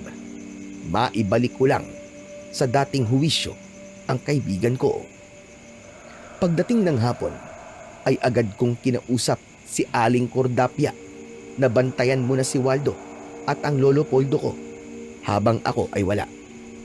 At nang maayos na ang lahat, nauna na ako sa batis para gumawa ng mapagtataguan. Nang matapos kong iayos ang mga dahon, dumating si Malia na nakashort lang at maluwag na blouse. May bitbit din tuwalya. Kitang-kita ang makinis at maputi niyang hita. Umiwas ako ng tingin sa kanya bago pa niya ako mapansin na nakatitig sa kanya. Salamat at dumating ka. Akala ko nagbago ng isip mo eh. Handa ka na ba talaga dito? Nandito na ako, di ba? Sabi ko naman sa'yo, tutulungan kita. Delikado tong gagawin natin, Malia. Handa ako, Norman. Alam ko ang gagawin ko. Basta siguraduhin mo lang na hindi ka papalpak sa plano. Kapag nakuha ko ng atensyon niya, ikaw na ang bahalang humuli sa kanya. Gagawin ko, Malia. Huwag ka mag-alala. Hindi kita pababayaan. O sige na, pwesto na tayo. Agad akong pumesto sa ginawa kong taguan. Samantalang si Maria naman ay dahan-dahang lumapit sa pangpang ng batis. Umupo siya sa isang malapad na bato sa mismong pwesto kung saan kitang-kita ko siya. Halos 1 oras din kami naghintay. Saktong nag-aagaw na ang dilim at liwanag nang bigla akong may maamoy. Agad kong sinenyasan si Maria. Habang nakatago ako, ay palinga-linga ako sa paligid. Lalo pa at papalakas ng papalakas ang mabahong amoy. Tumayo si Maria at iniwan ang tuwalya sa batuhan. Tapos ay dahan-dahan siyang bumaba sa tubig. Pero ang hindi ko inaasahan ay ang biglang paghubad niya ng blouse at ibinato sa kinaroroonan ng tuwalya. Nakatalikod siya sa akin, pero kitang-kita ko ang magandang hubog ng kanyang katawan. Ilang saglit lang ay kumunot ang noo ko nang makita ang lalaking unti-unting lumalapit sa kinaroroonan niya. Humarap si Malia at nakita ko ang di ko dapat makita. Pumikit ako ng mariin. Pakiramdam ko ay nagkakasala ako sa kanya. Pero ilang sandali lang ay bigla ulit akong napamulat nang marinig ko ang boses ng lalaki. Pinuri niya ang katawan at kagandahan ni Malia. Hindi ko alam, pero nakaramdam ako ng matinding inis at gusto kong suntukin ang taong yun. Lalo na nung umahon sa tubig si Malia at nakangiting lumapit sa lalaki at sinakyan ang lahat ng panunukso nito. Kinuha niya ang tuwalya at sinabi niyang sa likod sila ng bato para walang makakita. Kinakabahan ako ng mga oras na yon kahit alam ko namang umaayon na ito sa plano naming dalawa. Ang likod ng batuhan na sinasabi ni Malia ay patungo sa kinaroroonan ko. Dahan-dahan silang lumapit at nang makalapit na sila sa akin ay akmang yayakap sana yung lalaki. Kaya agad na akong lumabas. Lumingon ito sa akin pero inunahan ko na siya. Sinuntok ko siya ng malakas sa panga kaya natumba siya. Hindi ko na siya binigyan ng pagkakataon. Pinagpapalo ko siya ng latigo hanggang siya ay manghina. Ano ka ba? Baka mamaya mapatay mo na yan. Mawawala na saysay ang pagod natin. Kung magiging bangkay lang yan bago natin makuha ang lunas. Ang bastos kasi! Nakakagigil yung mata eh. Kung saan-saan dumadapo. Ang sarap talagang baldahin eh. Bitag nga to, di ba? Kasama yun sa plano natin. Kahit na. Basta naiinis ako sa mukha ng hayop na to. Teka nga. Naiinis ba o nagsiselos? Mukhang nagsiselos ka yata eh. Ha? Hindi ah. Anong selos? Anong selos ang pinagsasabi mo? Sus, namumula kaya yung dalawang tenga mo. Tignan mo oh. Dahil lang to sa galit. Sinong hindi manginginig sa inis? Sa ginagawa niyan sa'yo? Talaga? Eh bakit hindi ka makatingin ng diretso sa akin? Eh kasi ano eh. Wala kang suot na damit eh. Nakabra ka lang. Baka sabihin mo pa, bastos ako. Magdamit ka na nga. At baka magising pa ang kumag na to. Pagdasaan ka na naman. Eh ikaw ba? Hindi mo ba ako pinagdanasaan? Hindi ko siya sinagot. Nagpatay mali siya lang ako at nagkunwari akong hindi narinig ang tanong niya. Kakaiba din siya. Walang alinlangan sa pagtatanong. Talagang straight to the point. Kinuha ko ang dala kong lubid at ginapos ang lalaki. Saka ko nilingon si Malia na nakasuot ng blouse. May isinuot din siyang kwintas. Napansin ko kanina na hinubad niya yon bago siya lumusong sa tubig. Mukhang anting-anting o proteksyon yon. Pero hindi ko na muna binigyan ng pansin. Pagkatapos kong masiguro na hindi na makakawala ang aswang, pinulot ko ang tuwalya at iniabot sa kanya para ipulupot sa katawan niya. Oh, balabal ka muna. Baka lamigin ka eh. Salamat. Pero teka, bakit iniiwasan mo yata ang tanong ko? Ang alin ba? Dami mo sinasabi. Bilisan na natin dito. Baka magising pa tong kumag na to eh. Sus, kunwari ka pa na di mo alam. O sige, uulitin ko ha. Ikaw ba, hindi mo ako pinagnanasaan nung nakita mong wala akong suot kanina? Ano ba, Malia? Huwag mo na nga itanong yan. Unahin muna natin to. Tulungan mo na lang muna ako dito. Kailangan natin masigurado na hindi na makakatakas to. Nang matiyak namin na maayos na ang pagkakatali sa lalaki, bigla itong nagmulat at nagising. Agad kong kinuha yung bote ng langis na ginamit ni Lolo Poldo kay Waldo at sapilitan itong ipinainom sa kanya. Sabi kasi ni Malia, pambihira raw yun sa mga manaklob. Ilang sandali lang, tumirik ang mga mata niya at tuluyang nanghina ang katawan. Hindi na ako nagpaligoy-ligoy pa. Hinarap ko siya at tinanong ng diretso. Huwag na tayo magtagal dito. Nasaan ang lungga nyo? Nasaan yung babaeng kumagat sa kaibigan ko? Hindi siya nagsalita. Nanatiling tikom ang bibig niya. Tinitigan lang niya ako ng masama habang naglalaway na siya sa galit. Dahil sa inis, inilapit kong muli ang bote ng langis. Norman, wag na yan. Mabuti pa. Ay ito ang subukan natin. Hinawakan ni Malia ang palamuti ng kwintas na suot niya at sa kanya hinawakan ang braso ng lalaki. Pagkadikit pa lang ng balat nila, biglang sumigaw yung lalaki na para bang nasasaktan ng sobra. Pilit niyang inaalis at iniiwas ang braso niya kay Malia. Ano? Ayaw mo pa rin pa magsalita? Gusto mo bang isuot ko sa'yo ang anting-anting na hawak ko? Alam mo ba kung ano ang mangyayari kapag ginawa ko yon? Unti-unti kang matutupok. Mauunang masunog ang mga laman loob mo. At dahan-dahan yun. Wala kang kawala dito. Kaya magsalita ka na. Nasaan ang dugong bughaw na aswang? Sabihin mo. Napatitig ako kay Malia. Hindi ko akalain na ganong katindi ang talab ng kwintas niya at hindi rin ako makapaniwala sa ipinapakita niyang katapangan na para bang sanay na siya na makaharap ang mga aswang. Para siyang isang totoong antingera na may tangan na malakas na anting-anting. Maya-maya pa, ay nagsalita na ang lalaking aswang. Pero bago niya ito sabihin, nakiusap siya na kapalit ng impormasyon na sasabihin niya ay ibibigay namin sa kanya ang kanyang kailangan. Hindi ganun kasimple yun. Kailangan muna naming masiguro na totoo ang lahat ng pinagsasabi mo. Hindi ganun kasimple yun. Kailangan muna naming masiguro na totoo ang lahat ng impormasyon na sinabi mo bago ka namin pakawalan. Kapag nakuha na namin ang dugong bugaw na yun, saka mo lang makukuha ang kalayaang hinihingi mo. Napilitang tumango ang lalaking aswang habang nanginginig pa rin ang kanyang buong katawan. Sa gitna ng kanyang panghihina, sinabi niya sa amin na karamihan sa kanilang mga kasamaan ay hindi na nagtatago sa gubat.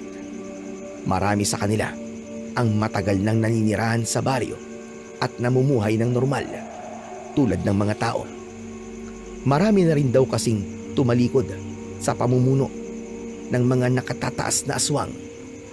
Lalo at karamihan naman daw sa kanila ay hindi talaga totoong mga aswang na tulad ni Waldo ay hinawaan lang. Nakiusap din siya sa amin na kung tama ang impormasyon na ibibigay niya, nakiusap siya na kung sakali ay ibalik namin siya sa pagiging tao. Oo, sige. Gagawin namin lahat yan. Kung mahuli lang namin ang babaeng yon, tutulungan namin kayong lahat. Kayong lahat na gustong bumalik sa dati niyong buhay at katauhan. Napangiti ang lalaki nang marinig ang sinabi kong yon. Nagsimula na siyang magsalita. Kinumpirma niya na ang hinahanap namin dugong bugaw ay talaga namang kakaiba at siya ang nasa likod ng mga pag-atake, lalo na sa kabilang baryo. At siya din namang nanghahawa ng mga tao para gawing aswang at para maparami nila ang kanilang lahi. Ayon sa kanya, ay totoong may pugad ang mga ito na matatagpuan sa kuweba ng mga patay. Ito ang lugar kung saan ang paligid ay nababalot ng sumpa at walang kahit na anong halaman ang nabubuhay. Ang dugong bughaw na sinasabi ay ang kanilang reyna. Matapos mailatag ng aswang ang lahat ng kailangan naming impormasyon, biglang namulot ng isang matulis at matalim na bato sa lupa si Malia. Sa isang mabilis na galaw, sinugatan niya ang sarili niyang braso.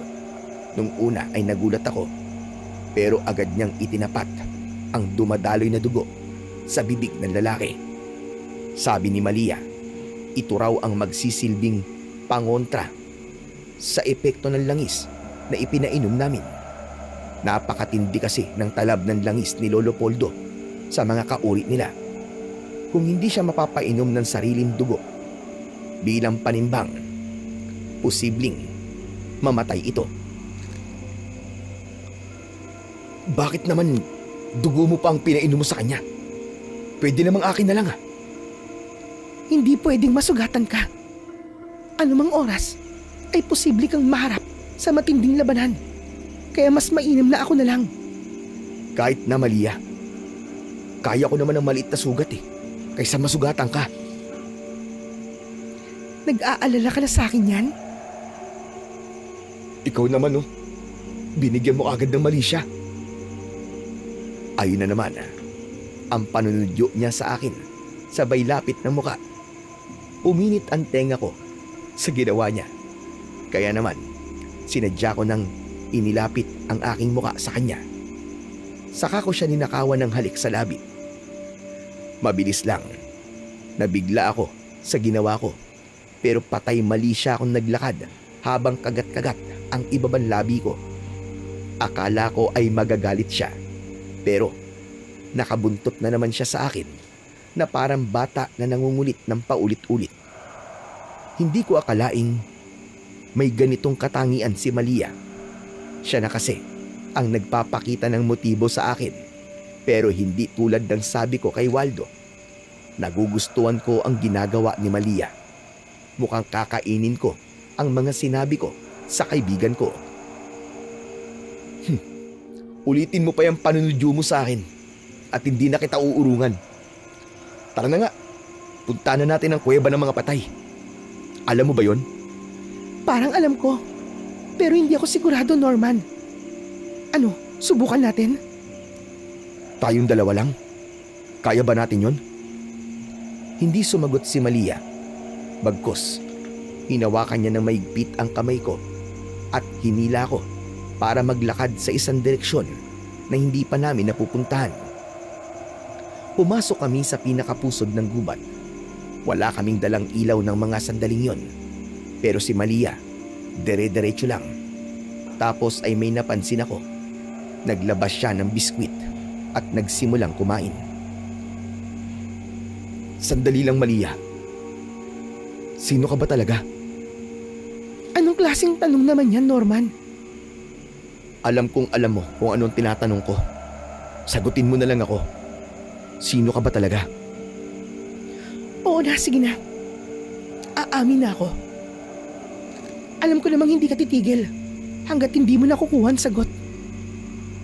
Isa akong antingera na tubong Cavite. Doon ako galing bago ko umuwi dito. May lahi kaming antingero. At itong anting-anting ko, ang pamana ng lolo ko sa akin bago namatay. Pero wag na natin pag-usapan yan. Malapit na tayo. Saktong sinabi niya ito, ay may narinig kaming mga yabag ng paa na mabilis na papalapit sa kinaroroonan namin. Agad kaming nagtago sa likod ng isang malaking puno. Sumilip kami ng bahagya ni Malia at doon namin nakita ang isang aswang na galing sa gubat. Nagbago ito ng anyo at naging tao. Agad ko siyang sinunggaban at dinaganan. Pero maya-maya lang ay nagsilabasan na kagad ang mga kasama nito na mga aswang. Isang matandang babae ang lumabas mula sa kumpulan ng mga manaklub. Nanlaki ang mga mata ko nang makilala siya. Siya ang matandang babae na nakasabay namin sa bus. Napakadali mo naman palang mabitag. Apo ka nga ni Poldo. Isa kang mahinang kilalang. Tulad ng matandang hukluban na yon. Kilala mo ang lolo ko? Kilalang kilala. At maging ikaw, matagal na kitang kilala. Sa wakas ay natsempuan din kita. Nung makita kita sa bus, gustong-gusto na kitang tapusin noon. Dahil alam kong ikaw ang apo ni Poldo. Pero naisip ko, masyadong madali kung papatayin lang kita sa loob ng bus. Gusto kong makita kung gaano kakahina kumpara sa lolo mo. At heto ka ngayon, kusa pag lumapit sa kamatayan para lang sa isang walang kwentang kaibigan. Hayop ka! Ano bang kailangan mo sa amin? Bakit pati si Waldo'y dinamay mo? Dahil isa siyang hangal at mahina, madali siyang matukso sa anyo ng isang magandang babae. Ikinumpas niya sa ere ang dalawa niyang braso at umikot na para bang nagsasagawa ng ritual. Sa pagharap niya ay unti-unting nagbago ang kanyang itsura. Ang kunot na muka at mapuputing buhok ay napalitan. Naging bata siyang tignan at nakakaakit ang ganda. Sobrang puti ng balat at sexy ang katawan. Siya yung babaeng aswang na bumibiktima kay Waldo. Matapos niyang ipakita ang anyo niyang yon, ay bumalik din siya sa totoong itsura niya na isang matandang hukluban. Ginamit ko ang kahinaan ng lalaking yon para kayo ang kusang pumunta dito.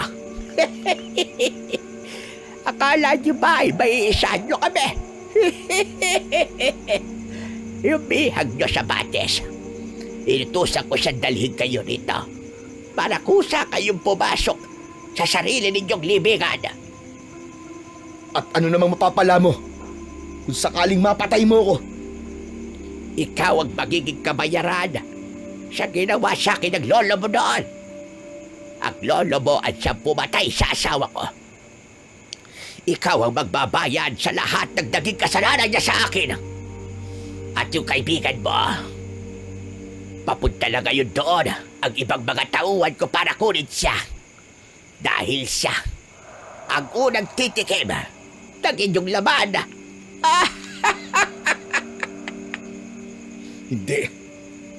Hindi mangyayari yan.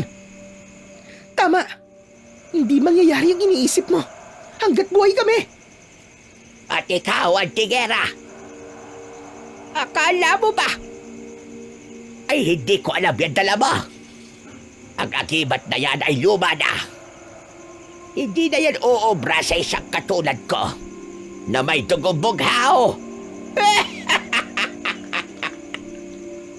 Sa isang kumpas ng kamay, biglang nagsilabasan ang iba pang mga aswang. Sobrang dami nila at dahan-dahan silang pumalibot sa amin. Nakahanda na ang kanilang mga kamay at paa. Pero ang mas nakakatakot ay ang kanilang mga buhok na para bang may sariling buhay at gumagapang papalapit sa amin. Humahaba ang mga hibla nito na para bang baging na handang pumulupot sa aming mga leeg. Tikman nyo ang bagsik ng aking mga kampana! Sa isang malakas na tili ng matanda, sabay-sabay na sumugod ang mga aswang. Agad kong iwinasiwas ang latigo ko at pilit na itinataboy ang mga aswang na nagtatangkang lumapit. Sandali lang! Magsitigil kayo! Itinaas ni Malia ang kanyang anting-anting. Sa isang iglap, biglang tumigil ang mga aswang na pasugod. Nagsisisigaw sila at napapikit. Para silang nasisilaw sa isang matinding liwanag. Nagtaka ako dahil wala naman akong nakikitang nakakasilaw na liwanag. Tumigil kayo! Kahit traidor yung lalaki na naging biyag namin, meron siyang sinabi o kinumpirma sa akin bago namin siya iwan. Alam namin yung iba sa inyo ay gusto nang kumalas sa kasamaan. Pwedeng mangyari yun. May gamot, maniwala kayo sa akin. Makakabalik pa kayo sa pamilya nyo ng buhay. Tumigil ka! Isa kang hangal para sabihin yan! Huwag kayong paniwala sa kanya. Walang lunas. Mananatili kayong mga aswang habang buhay. Hindi totoo yan. Ang dugo ng maharlikang aswang na to, ang gamot para sa lahat ng mga taong hinawaan niya. Makinig kayo mabuti sa akin. Kung tutulungan niyo kami, makakabalik na kayo sa inyong tunay na katauhan. Hindi nagtagal. Isa sa mga aswang ang dahan-dahang humiwalay sa kawan. Sumunod ang dalawa pa hanggang sa halos kalahati sa kanila ay tumalikod na kay Delia at pumesto sa likuran namin ni Malia. Hey! Mga traidor kaya! Naggagalaiti sa galit si Delia nang makitang nawawala na siya ng kontrol sa sarili niyang mga kampon. Muli siyang nag-ibang anyo at mas naging kakilakilabot pa ang kanyang itsura. Nagsimula ang madugong engkwentro, aswang laban sa aswang. Siyempre, kami ni Malia ang naging pangunahing kasangga ng mga nag-aklas. Ang mga nilalang na dati niyang inalipin ang siya mismong pumuksa sa mga natitirang tapat kay Delia. Sa gitna ng kaguluhan, umungol ng napakalakas ang matandang aswang bago sumugod ng diretso sa akin. Pero bago pa man siya makalapit, ay mabilis na humarang si Malia. Mahigpit niyang hinawakan ang kamay ko at sabay naming itinaas ang kanyang anting-anting. Doon ko nakita yung liwanag na lumalabas sa mismong agimat. Hindi lang ito basta nakakasilaw, kundi para itong mga latigo na humahagupit sa kalaban. Nagsisisigaw ang Reyna habang umaaso ang kanyang nasusunog na balat. Hindi siya totoong malakas na aswang. Nagiging malakas lang siya dahil sa dami ng kanyang mga tauhan. Paano mo nalaman? Dahil hindi pa ito pinakamalakas na kapangyarihan ng anting-anting na hawak ko. Pero bumabagsak na siya agad. Katulad lang din ito ng paglatig ko sa kanya noon. Kaya siya mabilis na tumakas dahil alam niya na wala siyang laban. Humanda ka na. Kailangan na nating tapusin ang misyon na to. Mabilis akong inalalayan ni Malia. Idinikit niya ang anting-anting sa mismong hawakan ng latigo ko. Isang mainit at maliwanag na enerhiya ang dumaloy pababa sa hawak kong latigo.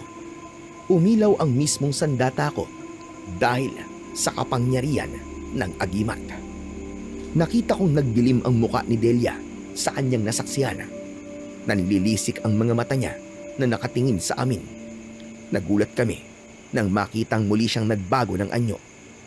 Isang napakalaking halimaw. Tumalon siya at sumugod sa amin ni Malia. Itinutok niya sa amin ang matatalas niyang kuko. Pero nang akmang dadakmain niya ako, agad akong nakaiwas at iwinasiwas sa kamay niya ang latigo. Naputol ang mga daliri at tumilapon sa lupa. Yan na ba ang pinagmamalaki mo? Yun lang ba ang kaya mo? Napaigik siya at napaatras habang hawak ang dugoong kaliwang kamay.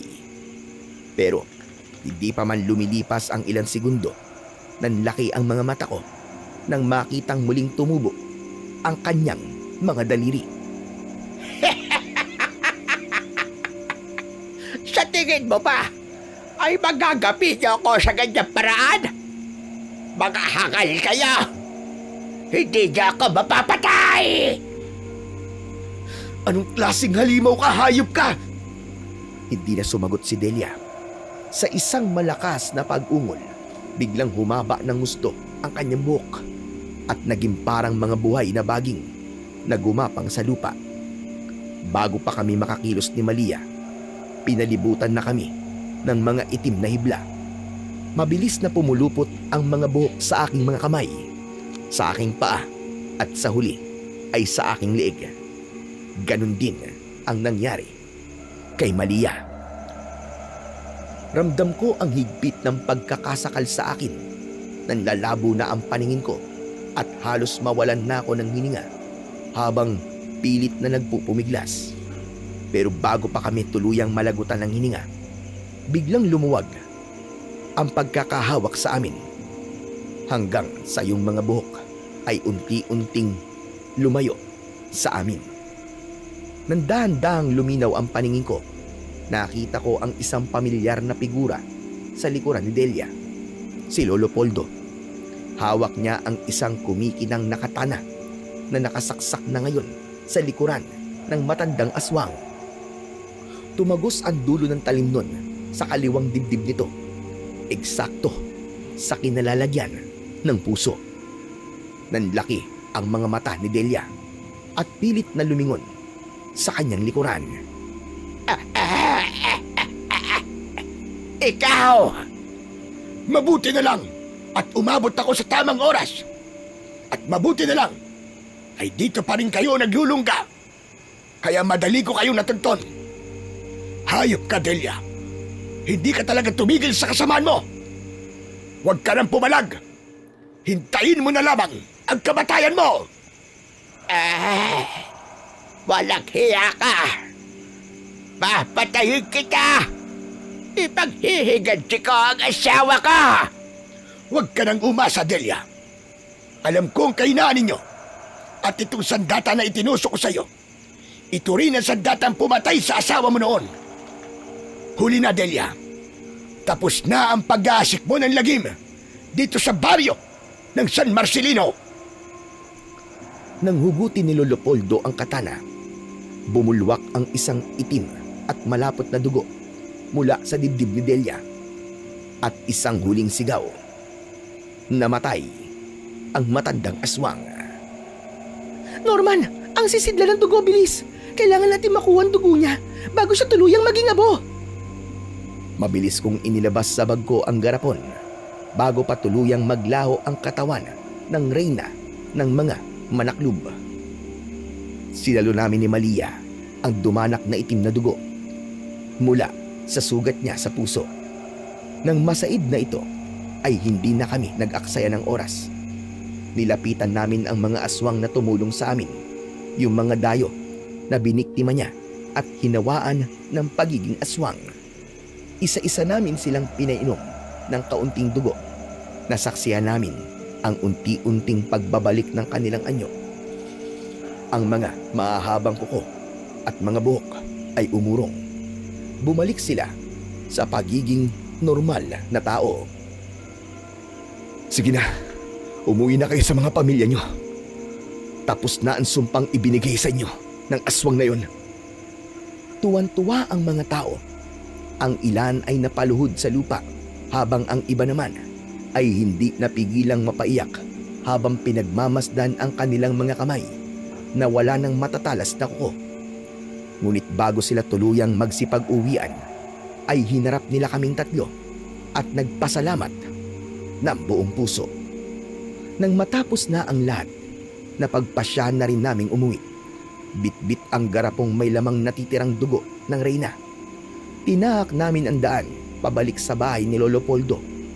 Kahit pagod na pagod at puno ng galos ang aming katawan, hindi ko ito ininda. Ang tanging nasa isip ko lang ay si Waldo at ang ibabalik ko siya sa dati. Nang makabalik na kami at pumasok sa silid, nakita namin si Waldo na nakagapos pa rin at halos hindi ko na makilala dahil sa bago niyang anyo. Isang halimaw na katulad ng mga kampon ni Delia. Agad siyang pinainom ni Malia ng natitirang dugo. Ilang sandali lang ay nagbalik ang kanyang anyo sa pagiging tao. Dahan-dahan siyang nagmulat ng mata. Ano nangyari? Bakit ang sakit ng katawan ko? Ayos. Magaling ka na, Waldo. Marunong ka na magreklamo eh. Hindi na nagpaligoy-ligoy pa. Sinabi ko sa kanya ang lahat ng mga nangyari. Sinabi ko sa kanya kung paano namin nakuha ang kanyang gamot at ang labanang naganap sa pagitan namin ni Malia at ng reyna ng mga aswang. Ipinakita ko sa kanya ang bakas ng itim na dugo na siyang naging lunas para bumalik siya sa pagiging tao. Habang nakikinig, bakas naman sa muka ni Waldo ang kilabot at pagsisisi. Pasensya na kayo ha. Norman, Lolo Poldo, Malia. Patawarin niyo ako kung naging pabigat ako sa inyo ha. Kundi dahil sa pagiging sutil ko sa babae, di sana magyayari ito eh. Buntik na kayong napahamak dahil sa akin. Ano ka ba? Ayos na yun. Ang mahalaga, tao ka na ulit at nandito ka. Huwag mo nang isipin yun. Humarap naman siya kay Lolo Poldo na noon ay tahimik lang na nagpupunas ng kanyang katana sa isang sulok. Lolo Poldo, pasensya na po talaga ha. Utang ko po sa inyo ang buhay ko. Kung di po kayo dumating, baka tuluyan na po ako naging alimaw. At baka nakapanakit na po ako ng mga inosente. Waldo, ang pagsisisi ay laging nasa uli. Mapalad ka dahil may mga kaibigan kang handang itaya ang buhay para sa'yo. Sana ay magsilbi itong aral sa'yo. Opo, Lolo. Malia, salamat din ha. Ngayon ko lang nalaman kung sino ka talaga at kung gaano kalaki ang sakripisyo mo. Pasensya ka na kung pati ikaw ay nadamay ha. Ayos lang yun. Bahagi yun ng pinili kong landas bilang tagapagmana ng anting-anting ng lolo ko. Pero sana sa susunod, huwag kang basta-basta magtitiwala sa mga estranghero. At sana, makinig ka na dito kay Norman. Maging tapat ka sa nobya mo. Pangako, hindi na mauulit.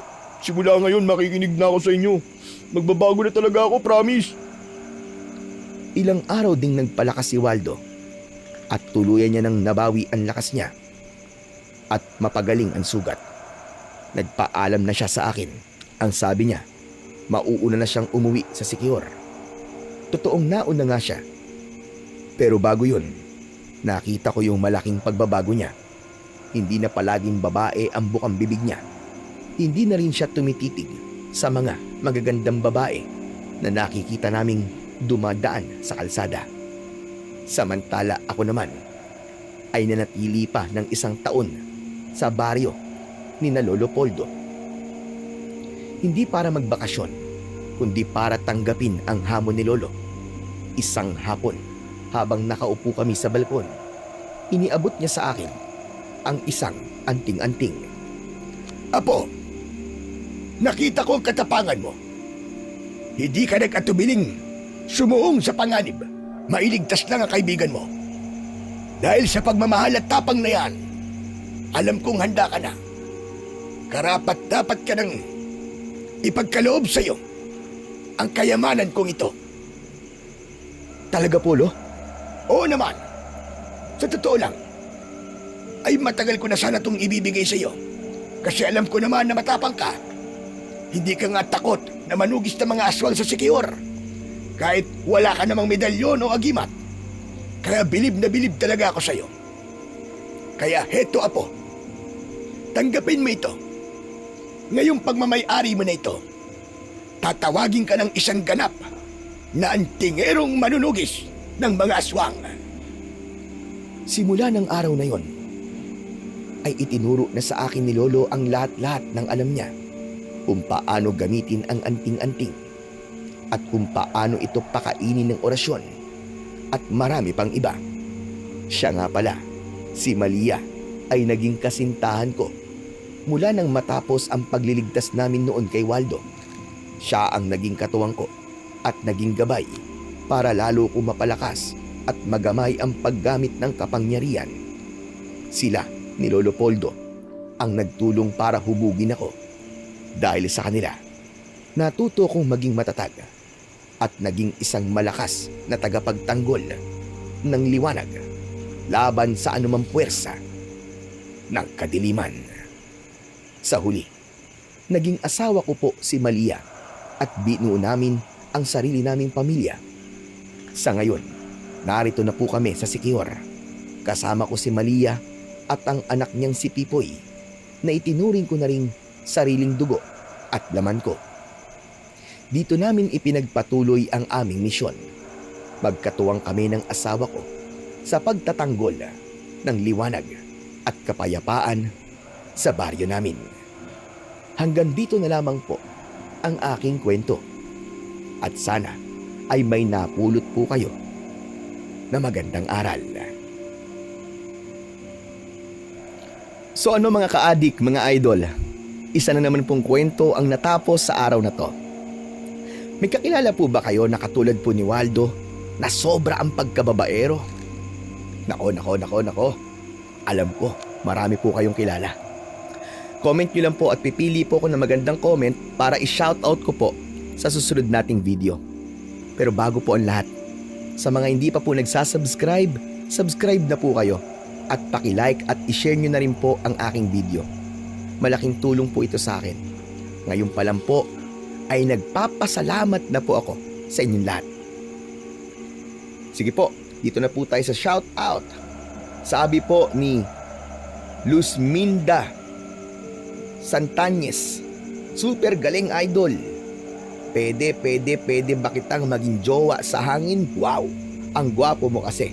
Shoutout po pala sa kuya ko na birthday niya.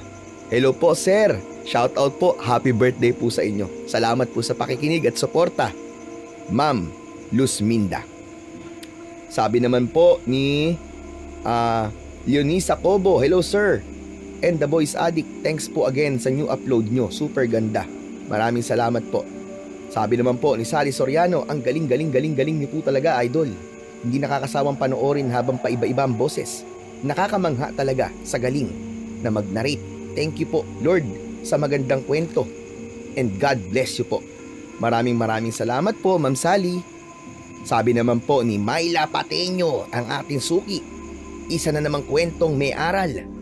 Natutunan, sana po dumami pa ng dumami ang mga mag-subscribe sa channel nyo para makapulot ng aral sa kwento nyo po Sir Blair. At isa pangungulit, shout out po Sir Blair, birthday kasi sa Sabado. Ang kulit ko Sir Blair, salamat po, always Inday. Happy birthday po Ma'am Inday. Salamat po sa inyong suporta palagi sa akin. Ayan, advance happy birthday po. Sabi naman po ni Josie Sanchez, always listening from Riyadh. Ito na ang pinaka-music ko. Di kumpleto ang araw ko na hindi makikinig sa mga kwento nyo. Ma'am Josie, Maraming salamat po sa inyong pakikinig mula dyan sa Riyadh. Hello po sa ating mga OFW dyan na patuloy po na nagtatrabaho at nagsisipag para sa kanilang mga mahal sa buhay. Mabuhay po kayong lahat. Salamat din po kay Ma'am ay kay Sir James Sabuero. Sabi niya po, ipalaganap sa buong mundo ang kaaswangan. Halina kayo mga guys, mga friends. Mang-aswang na tayo, maghanap na tayo ng pwede nating gawin. Shout out po sa mga kapitbahay ko dito na nayanggaw na sa akin. Ha. Konti na lang ang kulang. Magkakaroon na kami ng pakpak at sakapangil sa sa pakikinig ng mga aswang horror story. James Sabuero dito sa Mansawan, Nueva Vista, Don Victoriano, Chongbian, Misamis Occidental, Mindanao. Maraming salamat po sa inyo mga idol. At muli, ako po ang inyong lingkod, The Voice Addict, na nag-iiwan sa inyo ng isang kasabihan na mag-ingat kayo sa inyong dinidiskartihan o nagugusto ang babae dahil baka imbis na kayo ang mang-aswang ay kayo ang aswangin. Maraming salamat po mga idol. Hanggang sa muli.